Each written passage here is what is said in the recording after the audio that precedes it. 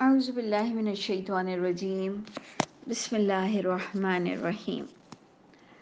ہم بات پڑھ رہے تھے معجزات کے بارے میں کہ اللہ کی کتاب سے ہمیں جو معجزات کے بارے میں ایک انڈرسٹینڈنگ نصیب ہوئی، بریفنگ اللہ نے ہمیں عطا فرمائی، میں نے آپ کے آگے شیئر بھی کیا کہ علم کی کمپیریزن میں معجزات کی کوئی ویلیو کنسیڈر نہیں کی جائے گی اور اللہ تعالیٰ نے جو اگزامپل دی ہمیں معجزات کے معاملے میں کہ معجزات سے اتنی کم سٹیبلٹی ہے، اتنا کم فائدہ پہنچتا ہے کہ لوگوں کا دل ہی نہیں بھرتا، جس کی اگزامپل بہت ہی بہترین تھی کہ اگر تم پر فرشتے اتر آئیں، اگر تم سے مردہ کلام کرنے لگ جائیں، اگر تم پر ہر چیز کو جمع کر دیا جائے سامنے سے، تب بھی وہ ایمان نہیں لائیں گے، سوائے یہ کہ جو اللہ نے چاہا ہے۔ کیا چاہا ہے؟ کہ علم سے ایمان لاؤ، الا ان یشاء اللہ، سوائے یہ کہ وہی طریقہ کارگر ثابت ہوگا ایمان لانے کے لیے جو اللہ نے چاہا ہے۔ لیکن اکثریت لوگوں کی، معجزات مانگنے والوں کی، وہ جہالت پر ان کی یہ ڈیمانڈز ہیں اور اس پر ان کو ہدایت نہیں مل سکتی ہے۔ یہاں تک ہمارا سبق تھا۔ ہم اب چلتے ہیں سورہ انعام کے آیت نمبر 112 پر۔ وَكَذَلِكَ، ہم نے پتہ نہیں تاؤس پڑھا کہ نہیں، کہ اعوذ باللہ من الشیطان الرجیم، بسم اللہ الرحمن الرحیم، سورہ انعام آیت نمبر 112، کہ اسی طرح جعلنا لِكُلِّ نَبِيٍّ عَدُوًّا، اللہ فرماتے ہیں ایسا تو ہوتا رہتا ہے، یعنی بہت رینڈم سٹائل ہے اللہ کا، بڑا بہت ہی نارمل سا اللہ تعالیٰ کا سٹائل نظر آ رہا ہے کہ اللہ فرماتے ہیں کذالک، اسی طرح جعلنا لکل نبی، ہر نبی کے لیے اس طرح کے پرابلمز تو آتے رہتے ہیں کہ دشمنی ہوتی ہے، شیاطین الانس والجن، انسانوں میں سے بھی جو شیطانی طبیعت لوگ ہیں وہ لوگ نبیوں کے پیچھے پڑے رہتے ہیں، دشمنی کرتے ہیں، اور جناتوں میں سے بھی جو لوگ ہیں شیطان، اس کا مطلب شیطانوں میں سے بھی اچھے جنات ہیں اور جناتوں میں سے برے جنوں کو شیطان ہم کہیں گے۔ تو اللہ نے اسی طرح تمام لوگوں کو یہ سٹرگل کرنی پڑتی ہے، نبیوں کو بھی تسلی دی گئی کہ اے نبی، لوگ ہر دور میں علم کو بہت ترجیح نہیں دیتے ہیں اور معجزات کو ترجیح دیتے ہیں، یہ تو ہوتا رہتا ہے، اور ہر نبی کی دشمنی کرنے والے انسانوں میں سے بھی شیطان ہوتے ہیں، جناتوں میں سے بھی شیطان ہوتے ہیں، اور وہ کیا کرتے ہیں؟ یوحی بعضہم الی بعض، وہ کیا کرتے ہیں؟ یوحی بعضہم الی بعض، یہ وہی کرتے ہیں، اس کو ہم کیا کہیں گے کہ جو نہیں بات دل میں آنا، کہ انٹیوشنز ہوتا ہے کہ یوں ہی بعضہم الی بعض، یہ وہی ڈالتے ہیں ایک دوسروں کی طرف، جی القا کرتے ہیں، وہی ڈالتے ہیں، انٹیوشنز ہوتا ہے، کیا کیا کون سی باتیں؟ زخرف القول، زخرف القول، زخرف آپ نے پڑھا ہے، سورہ زخرف ہے، گولڈ کو کہتے ہیں، گولڈ، تو ہم نہیں کہتے ہیں کہ چمکتی ہوئی باتیں، چکنی چپڑی باتیں اور دل لبھانے والی باتیں، تو دیکھیں قرآن کی عربک میں اس کو زخرف کہا گیا، یعنی گولڈ، چمچماتی باتیں، چمکتی ہوئی باتیں، غرورا، گولڈ تو اپنی جگہ غرور نہیں ہوتا نا، دھوکہ نہیں ہوتا نا، غرور، یعنی گولڈ اپنی جگہ واقعی وہ چمکدار چیز ہے، لیکن اللہ فرما رہے ہیں کہ یہ لوگ نبیوں کے دشمن ہوتے ہیں، شیطانوں میں سے، انسانوں میں سے بھی شیطان ہوتے ہیں، جناتوں میں سے بھی شیطان ہوتے ہیں، یہ ایک دوسرے کے اندر چکنی چپڑی باتیں ڈالتے ہیں کہ یہ اتنی بار پڑھ لو، یہ اس پیر صاحب کے پاس چلے جاؤ، یہ مزار پہ چلے جاؤ، یہ اس کا دم کیا ہوا پانی 40 دن تک پی لو، یہ فلاں کر لو، کوئی بچہ پیدا ہونے کی منت ہے تو اسے ننگا رکھوں گا، اس کو بالی پہناؤں گا، تو جی کہیں پر چراغ جلا کر آتے ہو، کہیں بادام ڈال کر آتے ہو، کہیں جھولے لگا کر آتے ہو، پھر کہتے ہو کہ مجھے، آپ نے دیکھا ہے کہ نام آتا ہے علی بخش، بہت ہی کامن نیم ہے علی بخش، اس کا کبھی آپ نے مطلب سمجھا ہے؟ علی نے بخشا ہے، رسول بخش عام نام ہے ہمارے یہاں، رسول کی بخشش ہے، اور امام بخش اماموں کی بخشش ہے، الہی بخش یہ بھی نام ہوتا ہے کہ اللہ کی بخشش ہے۔ سمجھ رہے ہیں آپ؟ تو ہر دور میں اس طرح کی باتیں ہوتی رہی ہیں کہ جو شیطان طبیعت لوگ ہوتے ہیں یہ ایک دوسرے کی طرف چکنی چپڑی باتیں ڈالتے ہیں، غرورا، یہ سارا آپ کو ہائی لائٹ کرنا ہے۔ اگر آپ واقعی چاہتے ہیں درس دینا تو آپ کو آئیڈیا ہو کہ دھوکہ دینے کے لیے یہ چکنی چپڑی باتیں کی جاتی ہیں کہ ادھر چلے جاؤ اور یہ پڑھ لو اور وہ کر لو۔ آگے والی بھی بات بڑی ہی انٹلیکچول ہے کہ وَلَوْ شَاءَ رَبُّكَ مَا فَعَلُوهُ، اگر اللہ چاہتے تو یہ کر نہیں سکتے۔ تو ہمارے میں سے جو کم عقل ہوگا، کم علم ہوگا، وہ کہے گا اچھا تو پھر اللہ کی مرضی سے ہو رہا ہے، کیونکہ بات لکھی ہے کہ اگر اللہ چاہتے تو یہ کر نہیں سکتے۔ تو ہم کہیں گے کہ پھر اللہ کی چاہت پہ کر رہے ہیں، تو ہم کہیں گے نہیں، اس کو سمجھنے کی کوشش کرو کہ اگر اللہ چاہتے تو تمہیں ڈھیل ہی نہ دیتے، تم یہ کر ہی نہ پاتے، تمہیں یہ اختیارات ہی نہ ملتے، تمہیں اللہ روبوٹ بنا دیتے، تم اللہ کے حکم کے بغیر کچھ بھی نہیں کرتے۔ ویسے بھی ہمارے یہاں کچھ لوگ تو کہتے ہیں کہ جی میں جو کرتا ہوں اللہ کے حکم سے کرتا ہوں، تو وہ ایک معنی میں تو پھر درست معنی ہے، چلو کہ جو کرتا ہوں اللہ کے حکم سے کرتا ہوں، لیکن تھوڑا تو سوچو کہ اللہ نے تمہیں اختیار والا بنایا ہے، تم پھول توڑنا چاہتے ہو تو پھول ٹوٹتا ہے، تم پھول کو اس کی ڈالی میں پیلا ہونے دو تو وہ پیلا بھی ہو جائے گا وہیں پر۔ تم جو چاہو، اللہ نے اسے بہت سی چیزوں کو تمہارے ہاتھوں میں دیا ہے، اس لیے جاہلوں والی باتیں اللہ ہی پسند نہیں کرتے ہیں، اللہ ہی پسند نہیں کرتے ہیں، نہیں تو تم اتنی محنت نہ کرتے اپنے کھانے کمانے پر۔ لیکن تمہیں اچھی طرح پتا ہے کہ دیگچی میں سالن تب آئے گا جب تم پکا کے کچھ لاؤ گے، جب تم کما کے کچھ لاؤ گے، جب تم کھڑے ہوگے۔ ایون تم کو اللہ نماز کے لیے بھی نہیں بلائیں گے اگر تم اٹھ کر وضو نہیں کرو گے، اٹھو گے نہیں، دماغ نہیں بناؤ گے، تو اللہ نے تو تمہیں نماز بھی نہیں پڑھانی ہے۔ لیکن ہم ان شارٹ کہتے ہیں کہ جی میری تمام عبادت اللہ کے حکم سے ہوتی ہے، اگر اللہ نہ چاہتے تو میں عبادت نہیں کر سکتا۔ شارٹ کٹ میں تو صحیح بول رہے ہو، لیکن سمجھنے والا دماغ بھی ہونا چاہیے کہ جس دن تم نہیں پڑھنا چاہو گے اللہ تمہیں نہیں پڑھائیں گے، لیکن اس کا الزام اللہ پہ مت ڈالنا کہ اللہ کے حکم سے میں نے فلاں نماز چھوڑی ہے، تم نے اپنی نفس کی وجہ سے چھوڑی ہے، تم نے اپنی کوتاہی کی وجہ سے چھوڑی ہے، تم نے چاہا ہے چھوڑنا، اللہ بھی بے نیاز ہے، اللہ نے بھی تمہیں نہیں پڑھوائی۔ اللہ تعالیٰ ایسے لوگوں پر پلیتی ڈال دیتے ہیں جو عقل سے کام نہیں لیتے ہیں۔ تو جناب آج کا جو ہمارا پورا ٹاپک ہے وہ معجزات کا تھا کل سے، کہ اللہ نے بڑی بڑی اگزامپل دی اور کہا علم حاصل کرو، لیکن کچھ شیطانی لوگوں کو چکنی چپڑی باتیں دلوں میں ڈالتے ہیں دھوکہ دینے کے لیے، اور اللہ نے یہ تمہیں امتحان کے لیے پیدا کیا ہے، اگر اللہ چاہتے تو کوئی کسی کو دھوکہ نہیں دے سکتا۔ تو ایسے لوگوں کو ان کے حال پر چھوڑو اور اپنے علم کو مضبوطی سے تھامو۔ فَذَرْهُمْ، اس لفظ پر میں نے اس وقت اتنی بڑی بریفنگ دے دی ہے کہ تم اپنے آپ کی خود حفاظت کرو، کیونکہ اللہ نے ہمیں کیا کہا کہ اگر کوئی شیطانی حرکت کر رہا ہے فَذَرْهُمْ، چھوڑ دو ان کو ان کے حال پر، جتنی بھی چکنی چپڑی باتیں بتاتا ہے۔ اپنے بچوں کے لیے فکر یہ کرو کہ بیٹا ان کی باتوں میں بالکل مت آنا، ان چیزوں میں کوئی حقیقت ہی نہیں ہے۔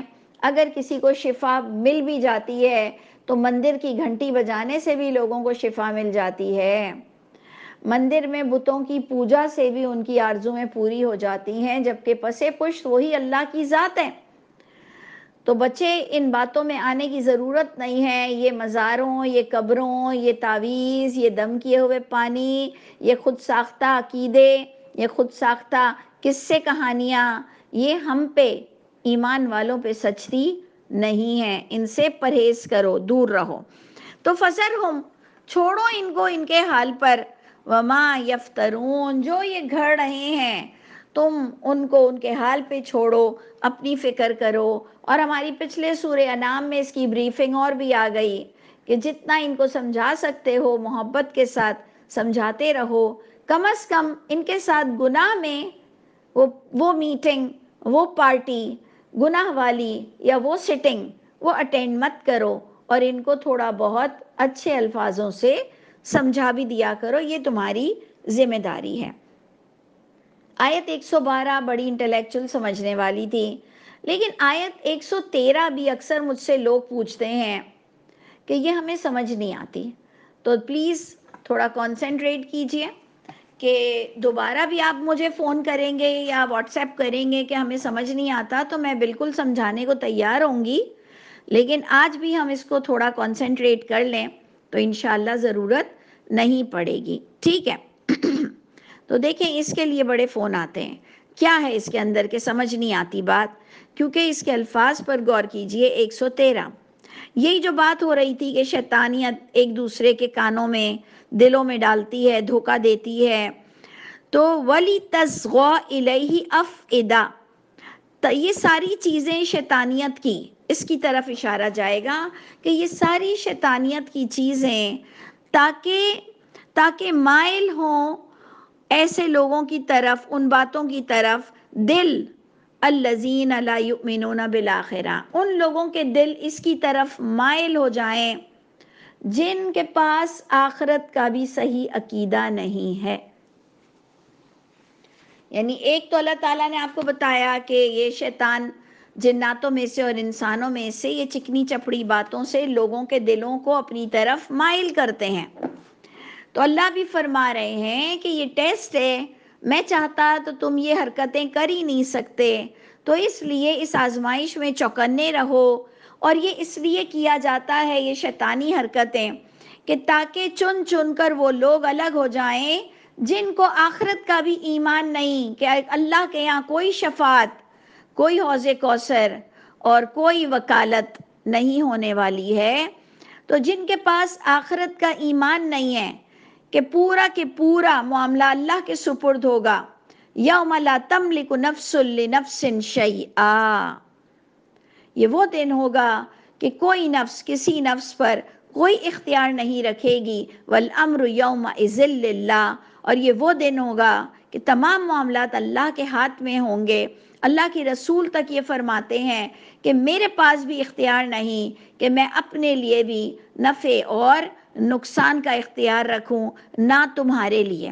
تو تاکہ مائل ہو جائیں ان چکنی چپڑی باتوں کی طرف دل ان لوگوں کے جن کے پاس آخرت کے ایمان کی کمی ہے، اور تاکہ وہ پسند بھی کر لیں ان رنگین باتوں کو. وَلِيَرْضَوْهُ، سمجھ رہے ہیں آپ؟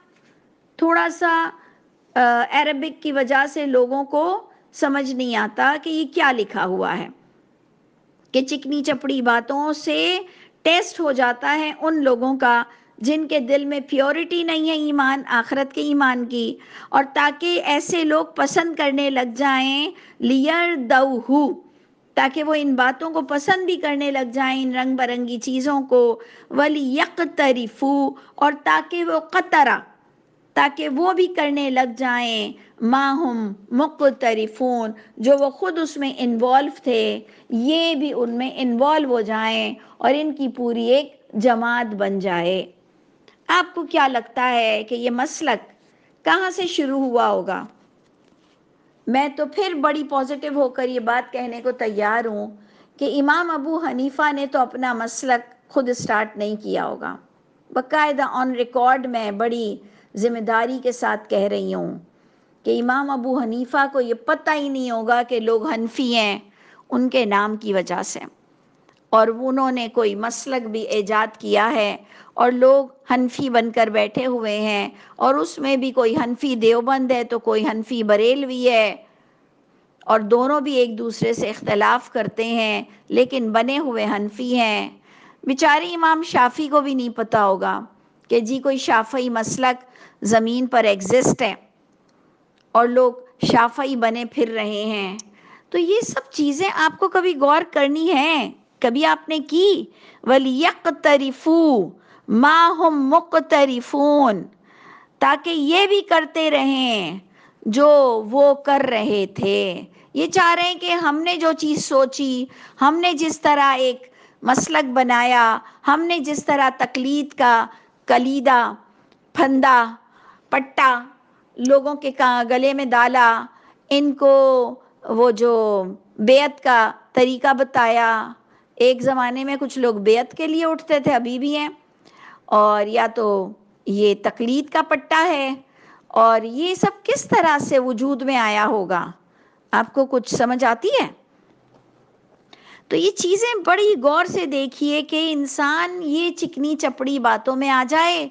ان میں اگر آپ پوچھیں کہ کیوں تم لوگ کسی امام کو پکڑے ہوئے ہو، تو کہا کہ وہ ایک ٹریک پہ رہنا صحیح ہے، امام ابو حنیفہ کے پیچھے چلنا ضروری ہے، اور پھر ادھر ادھر ہم منہ ماریں گے تو گڑبڑ ہو جائے گی۔ ایک کشتی میں سفر کرنا اچھا ہے، دو چار کشتی میں پیر رکھو گے تو سمندر میں گرو گے۔ تو بابا ایک کشتی تو قرآن ہے۔ یہ امام ابو حنیفہ اور شافعی اور مالکی اور حنبل نے تو بیچاروں نے کوئی کشتی نہیں بنائی ہے، کیوں ان پر الزامات لگا رہے ہو؟ ایک کشتی تو قرآن ہے، اس میں بس کھڑے ہو جاؤ تو انشاءاللہ تم پر اللہ کی رحمت ہو جائے گی۔ تو یہ چیزیں ہر دور میں، پتہ نہیں اب ہمارے بعد بھی کیا کیا ہوتا رہتا ہے اور کون کون سے مسلک بنتے ہیں۔ یہ بھی تو اللہ کے رسول کے کئی سالوں بعد 4 مسلک بنے ہوں گے، 4 کے پہلے 3 ہوں گے، 3 کے پہلے 2 ہوں گے، 2 سے پہلے 1 ہوگا، ہو سکتا ہے اور بھی 15-16 مسلک ہوں، ہم جیسوں کو صرف 4 کا پتہ ہے۔ تو کبھی سوچا کرو، کبھی سوچا کرو کہ اللہ کے پاس اکیلے جانا ہے تم کو، سارے اسائنمنٹ بھیجنے اللہ کے لیے کہ جی میں نے قرآن کو کیا سمجھا اور میں کرنٹ ایشوز پر کتنا بات کر سکتا ہوں۔ ہمارے ہاں اس کی بڑی عزت ہوتی ہے جو ہر ایشو پر بات کر سکتا ہو۔ تو آپ قرآن کے معاملے میں ہر ایشو پر بات نہیں کر سکتے، پھر تو بڑی ہی بے دردی والی ظالم ہو کہ کھاتے اللہ کا ہو اور بولنا اللہ کی کتاب کے لیے آتا نہیں ہے۔ یعنی ایسے کیسے ہم نے بچے پیدا کیے ہیں، ایسے کیسے ہم نے بچے پیدا کیے ہیں؟ شرم آنی چاہیے ہمارے ماں باپ ہونے پر کہ ہم نے ایسے بچے پیدا کیے کہ جو ہمارے بچے قرآن کے معاملے میں 2 ٹوک بات نہیں کر سکیں۔ اللہ اکبر کبیرہ۔ تو اللہ نے چاہا تو میں امید رکھتی ہوں کہ آپ لوگوں کو یہ آیت سمجھ آ گئی ہوگی کہ اللہ تعالیٰ نے پھر آپ کو کتنی خوبصورت درس دیا اللہ نے کہ دیکھو قرآن کے علاوہ کسی کی چکنی چپڑی باتوں میں مت آنا۔ جنات بھی انوالو ہیں، انسان بھی انوالو ہیں، ان کے ساتھ صرف اوتھینٹک بات کے ساتھ جڑ سکتے ہو، نان اوتھینٹک میں ان کے ساتھ بالکل مت جڑنا۔ اور اس کے بعد والی آیت دیکھیے 114، افغیر اللہ ابتغی حکما۔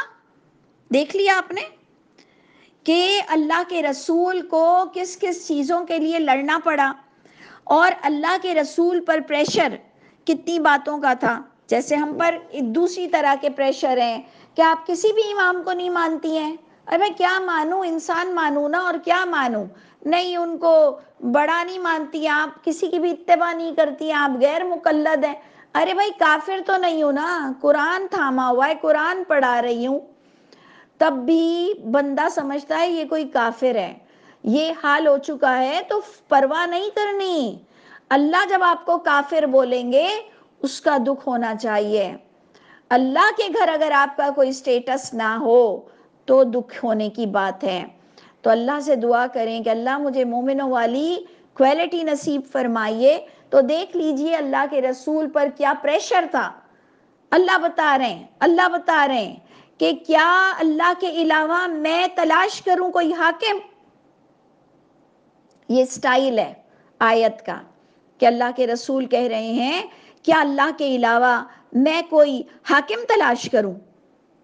تو جناب آپ دیکھ لیجئے اللہ کے نبی کا کیا طریقہ تھا، قرآن کو حاکم مانتے تھے، کہنے لگے میں دوسروں کو حاکم بناؤں، دوسرے مفتی پکڑوں، دوسرے امام پکڑوں، دوسروں سے فتویٰ لوں۔ وَهُوَ الَّذِي أَنزَلَ إِلَيْكُمُ الْكِتَابَ، وہ ذات پاک نے تو نازل کر دی ہے تمہاری طرف کتاب، اب کیا تم چاہ رہے ہو کہ اس کتاب کے ہوتے ہوئے میں دوسروں کو حاکم ڈھونڈوں؟ میں خود کیوں نہیں فیصلہ کر سکتا؟ سمجھ آ رہی ہے؟ اسی لیے اللہ فرماتے ہیں کہ ان الذی فرض علیک القرآن، ان الذی فرض علیک القرآن، وہ ذات پاک نے تم سب پر قرآن کو فرض کیا ہے۔ اللہ کے رسول قرآن میں فرماتے ہیں وَإِنَّهُ لَذِكْرٌ لَكَ وَلِقَوْمِكَ، اور بے شک یہی قرآن تمہارے لیے بھی نصیحت ہے اور تمہاری قوم کے لیے بھی نصیحت ہے۔ سوچئے گا تو ابھی بھی آپ دیکھ لیجئے کہ میں کیوں امام ڈھونڈوں، میں کیوں دوسری کتابوں سے فتویٰ لوں، میں کیوں ان اوتھینٹک کو مانوں، کیا غیر اللہ سے میں کوئی اور فیصلے چاہوں؟ وَهُوَ الَّذِي، اس ذات پاک نے مجھ پر جو کتاب نازل کیا ہے مفصلہ، مفصلہ، اللہ کہہ رہے ہیں، میں دیکھے نہیں کہہ رہی ہوں، اللہ کہہ رہے ہیں یہ وہ کتاب ہے جو تفصیل کے ساتھ ہے۔ اب آپ کو کون سی تفصیل چاہیے وہ مجھے نہیں پتا، اور آپ کو کیوں چاہیے اور تفصیل وہ بھی مجھے نہیں پتا، میرے لیے تو اتنا کافی ہے، جتنی تفصیل اللہ نے بتائی ہے بس کافی ہے۔ آپ کو ویزا لینے کے لیے، آپ کو ٹکٹس کے لیے، آپ کو کسی بھی الیکٹرانک مشین چلانے کے لیے اگر کوئی بکلیٹ ملتی ہے، کوئی پیپر ملتا ہے، اس میں آپ کو جو بریفنگ دی جاتی ہے، تو کیا آپ ڈپارٹمنٹ میں جا کر کہتے ہیں کہ کچھ اور بتا دو؟ کیا آپ ایسا کہتے ہیں کہ جی کچھ اور بھی بتا دو؟ وہ کہتا ہے بھائی بتا تو دیا، جو بتانے کی بات تھی بتا دیا، ویزا ایسے ملے گا، ٹکٹ ایسے ملے گی، ایون بریانی ایسے ملے گی اور قورمہ ایسے ملے گا، تو اور کیا بتاؤں؟ اس کا مطلب جو جس کو بتانا ہوتا ہے بس اس نے جتنا بتایا ہے اس سے گائیڈ لائن مل جائے گی، اور یہ تو انسان ہے، پھر غلطی کر جائے گا۔ آپ کہیں گے کہ بھائی آپ کو کم از کم یہ ایرو تو دینا تھا، کم از کم اس گلی میں تو آپ کو یہ بینر لگانا تھا، کم از کم اس میں اتنا تو ڈالنا تھا، آپ اس کو گائیڈ کر سکتے ہو، لیکن کیا آپ اللہ کو گائیڈ کرو گے؟ کیا آپ اللہ کو بتاؤ گے کہ اللہ جی آپ نے فلاں فلاں چیزیں بھول گئے ہیں، اللہ آپ نے فلاں فلاں کوتاہی کی ہے، اللہ آپ نے مفصلہ تو لکھا ہے لیکن اس کے اندر تفصیل ہے نہیں، یہ بولو گے اللہ کو؟ ویسے دل تو تمہارا یہی بول رہا ہے۔ یہ تو وہی والی بات ہو گئی، اللہ اپنا بولے بندہ اپنا بولے۔ اللہ بول رہے ہیں مفصلہ کہ یہ کتاب تفصیل سے ہے، آپ کہہ رہے ہیں کہ جی اللہ کو بولنے دو، اللہ تو بس بولتے رہتے ہیں، مجھے پتا ہے نا قرآن میں تفصیل نہیں ہے، یہ بولو گے اللہ کو؟ یہ بولو گے؟ کچھ سوچو، کچھ سوچو تو شرم آئے گی شاید ہم کو، شاید کہ ہم کچھ سمجھ جائیں کہ رب تعالیٰ کہہ رہے ہیں کہ نبی کہہ رہے ہیں کہ کیا میں اور کوئی فیصلہ کرنے والا تلاش کروں، جبکہ اس رب نے مجھے کتاب دے دی ہے جو کہ تفصیل کے ساتھ ہے۔ تو دیکھ لیجئے یہ جب میں کہتی ہوں تو آپ کو برا لگتا ہے، اور جب اللہ کے رسول کہہ رہے ہیں قرآن سے تو خود بھی نماز میں پڑھ رہے ہو، تو تم دو منہ کے ہو یا ہم دو منہ کے ہیں؟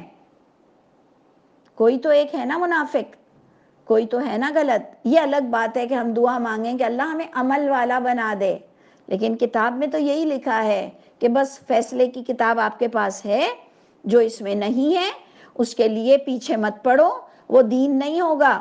اگر آپ کو چلیں اس سے ہٹ کر کوئی باتیں پوچھنی ہیں تو پھر وہ دین نہیں ہے نا، پھر اس کو دین مت بناؤ، پھر اس پہ بحث مت کرو، پھر اس میں جھگڑے مت ڈالو، پھر اس میں حرام حلال مت لاؤ۔ جو چیز قرآن میں نہیں ہے وہ پھر حرام حلال نہیں ہو سکتی ہے۔ سمجھ آ رہی ہے بات؟ اب دیکھیں آگے اس کا ایک اور ریزن بھی آپ کو بتایا جا رہا ہے، جو کہ میں کہتی ہوں اتنی میرے لیے تو اتنی بینیفیشل تھی یہ آیت، اتنی میرے لیے فائدہ مند تھی، آپ بھی دیکھیے گا۔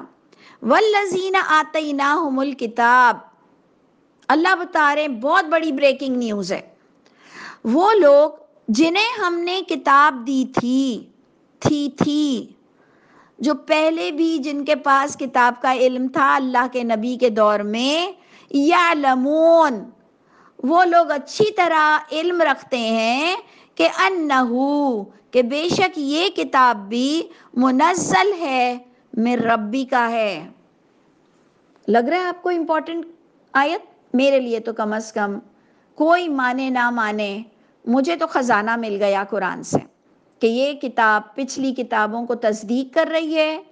یہ یہودی عیسائیوں کا بھی یہی دین تھا، یہ یہودی عیسائیوں کی بھی یہی کتاب تھی، مشرکین کی بھی یہی کتاب تھی، ساری کتابیں اس میں مرج ہو چکی ہیں، اور اللہ فرما رہے ہیں کہ جن کے پاس بھی پچھلی کتابوں کا علم ہے، وہ علم رکھتے ہیں، وہ اچھی طرح جانتے ہیں کہ یہ کتاب بھی منزل ہے، ریویلڈ ہے، اتاری ہوئی ہے، وہی ہے، تیرے رب کی طرف سے ہے، اللہ کے رسول نے نہیں گھڑا ہے، بالحق ہے، بالکل حق کے ساتھ ہے۔ دیکھ رہے ہیں آپ، یہ آپ کے پاس اتنا کانفیڈنس ہونا چاہیے اس آیت کی وجہ سے۔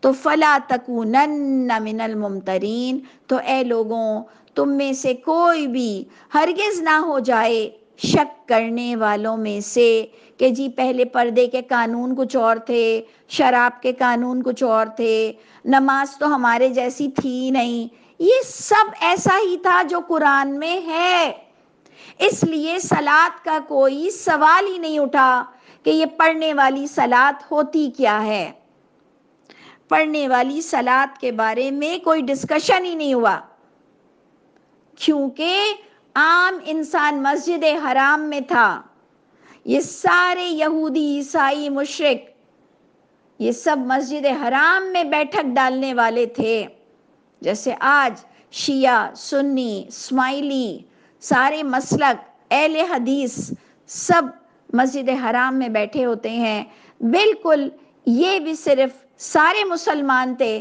صرف ہماری طرح ان کے مسلک اور ان کے امام اور ان کے سیکٹ الگ تھے۔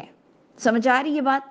تو جن کو اللہ فرما رہے ہیں کہ یہ جو محمد صلی اللہ علیہ وسلم پر وحی اتر رہی ہے، یہ ان میں سے علم والا بہت اچھی طرح جانتا تھا کہ اللہ کے رسول جو بتا رہے ہیں وہ بالکل حق ہے، کوئی شک کرنے کی گنجائش نہیں ہے۔